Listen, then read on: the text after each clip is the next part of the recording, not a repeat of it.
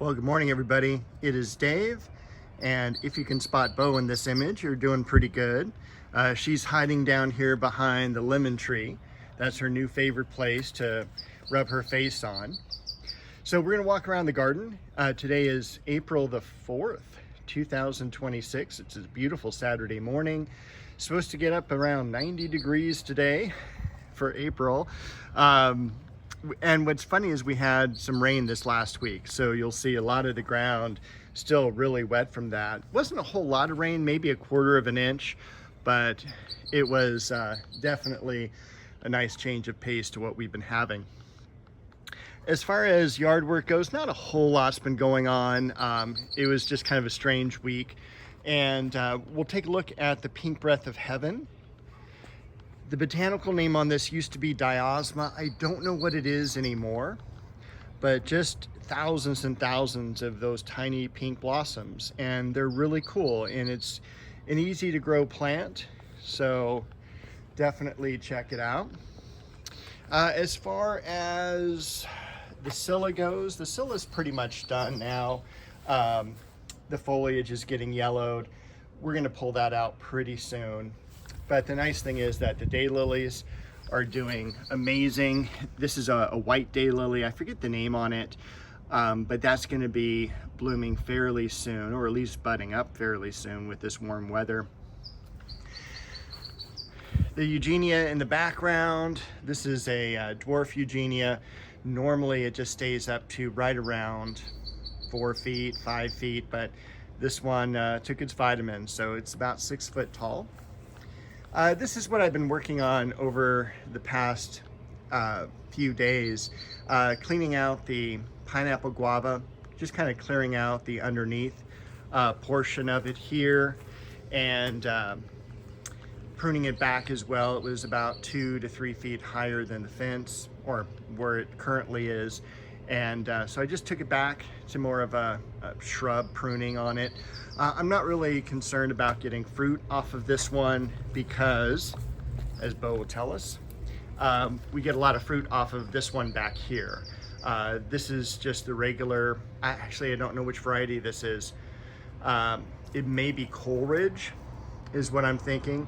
The flowers are edible, which is really cool, but this year, because it was so warm, the flowers only lasted a few days, and so now they're beginning to set fruit, and they normally will ripen in the summertime. So this is also, to me, a really good time of pruning because these are kind of a tropical plant. They are frost tender, so now's a great time to prune and thin and also remove some of the extra weight if you don't want all that fruit. If you want the fruit, leave it alone. Prune it after it's done fruiting. Everything else back here is about the same. And then prune the ivy back on the fence. Started over here on the conifer, which is actually a small cedar. You can definitely tell that when it started getting pruned. Let's see, the blooms on the lavender trumpet vine are pretty much done. I did cut back the mock orange, the pittosporum, and that's a much better shape now. I was amazed how large that had gotten, and I started pruning, and I'm like, holy moly, this has gotten gigantic. It's much more tame now and more of what I want it to look like here in the landscape. I do want to put a dogwood right here, and again, that would provide definitely some afternoon shade for it here in our climate. Last week I also threw out a video just on the Japanese maples that I have in the yard, so if you haven't seen that yet, please check it out. One lone bloom there on the lavender trumpet vine.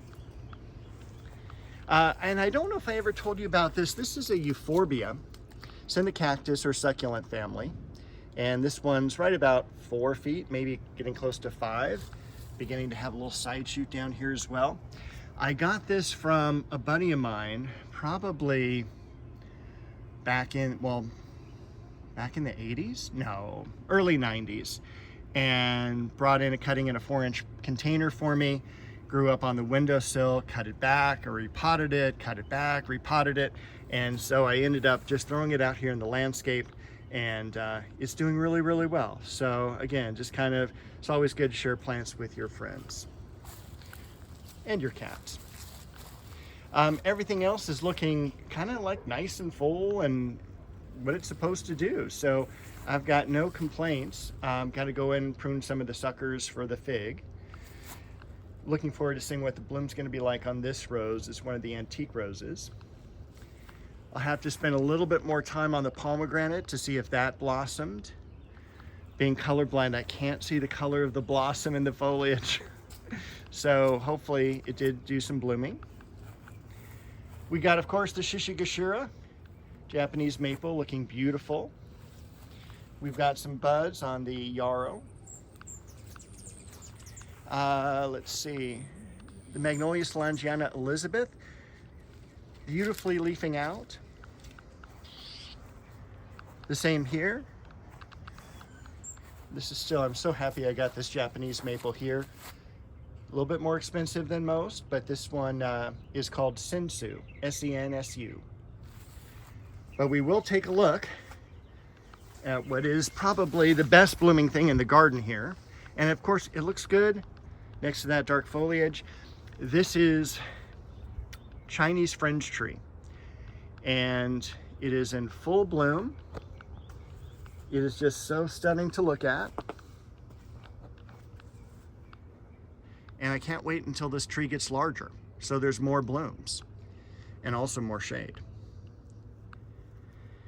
Botanical name, Chiananthus, beginning with the CH. And then in the background, that is the gigantic, it seems like you get a windstorm, you get a rainstorm, it gets knocked down and it just comes back with more and more vigor. Heliotropium ecuador in the back.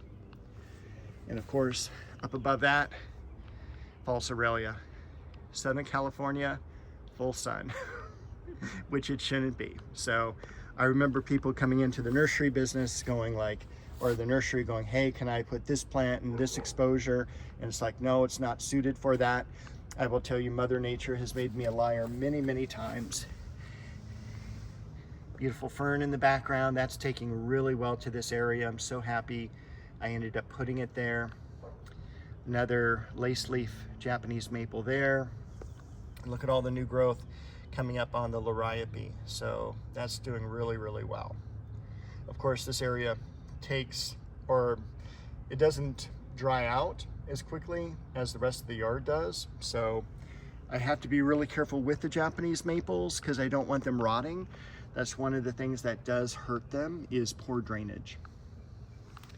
And then we're going to take a quick look at the foliage on that Jetalo orange. Oh my gosh, this looks so good. And we'll take another look at Bo. All right. Oh, and I forgot. And I'm going to be in the shadow here. Hold on. This is Deutzia. Once again, one of the plants that doesn't grow here in Southern California. Oops, probably too close to that. There we go. Yeah, so that's at the very back behind the plumeria. And it's a plant from Oregon. Also, look at the foliage here on this Cereus. Look how beautiful and intricate it is. Oh, so cool. All right, back over here in the rose garden, we've got the Centranthus coming into bloom. This again is something that really does well. I remember when someone gave me a clump of these, I actually thought they gave me a clump of Alstroemeria, so I was really thrilled. I had never grown Alstroemeria before. I was wrong, it was Centranthus. The plant I thought was dead a couple weeks ago, the berberis coming back like full steam. These are the daylilies I split last fall.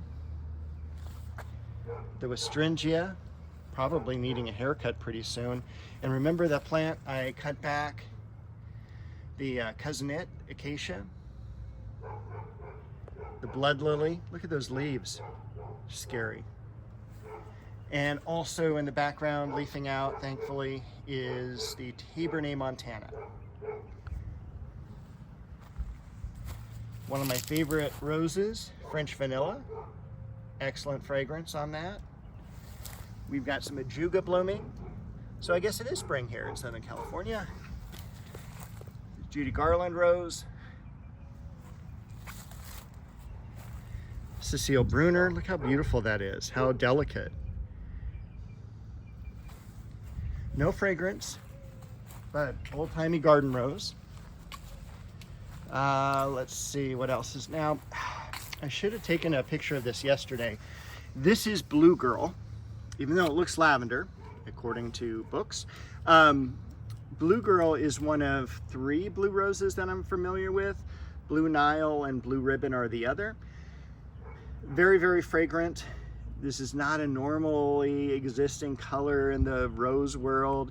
So when they hybridize something like this, they're hybridizing for fragrance, and everything else is poor. The reblooming of it is poor. The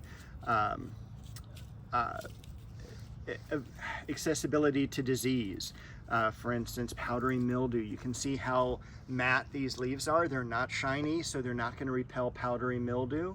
But it's a worthy garden plant. But if you are in disease-prone areas, maybe not. Southern California probably is one of the only places where you can really do these successfully.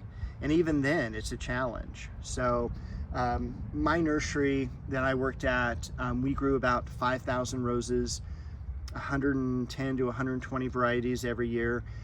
We would do about 20 of Blue Girl, Blue Nile, Blue Ribbon. And Blue Girl is the only one that I've seen in the nurseries around here that is still commercially available. All right, enough of the history lesson. We've got some beautiful lamb's ears beginning to grow. I need to thin this area out. This is Rio Samba.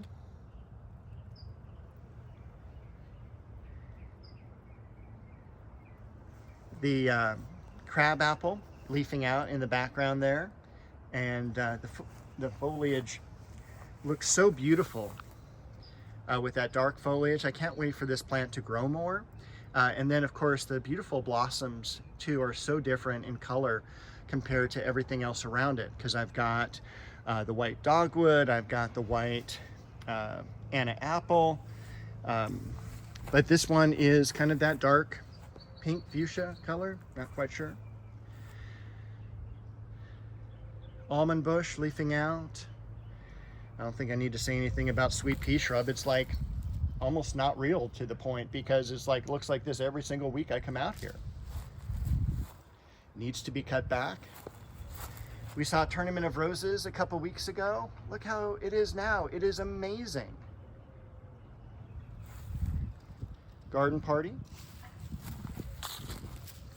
Santolina, great for any herb garden, rose garden, drought tolerant, comes in green and a more compact gray, but be careful every time you brush against it. It's not good for a walkway plant, even though it is a low border plant. It smells every time it's touched. So this is one of the plants they actually use in potpourri. The triple grafted plum looking really good. Bow eating the catnip back there. Pittosporum beach ball. The cherry tree leafing out. Oh, I forgot to show you something across the yard. We'll go back in just a second. We've got the leafing out of the apricot, and I'm not too worried, but I do have one branch that's not looking good. So I'm not quite sure what happened there. We've got this rose back here. It's called Heaven. Look at Indian Summer here. And dragon, red dragon behind it. And also, how this is leafed out so quickly. The flowering apricot. Again, can't wait for it to bloom next year when hopefully we have a normal winter. So, the other day, I forgot to show you this. because I never look up, right? I'm always looking at the ground because I'm much more into roses and perennials and things like that. This is Sweetshade. This is botanical Hymnosporum flavum. Super fragrant. Look how many blossoms are there. It's an easy tree to grow and take care of. It is on the messy side, as I think most trees are, quite honestly. But when you look down at the ground, it's always got leaf drop. So you're gonna have to deal with that. But the tree itself is something that's gonna max out. These are kind of large actually. So they're gonna max out about 25, 30 feet. So anyway, and then the fig seedling there. So, all right, I think that is everything now. We'll end looking at the Chiananthus because Bo's across the yard continuing to eat the catmint. All right, bye everyone. We'll see you next week with another video.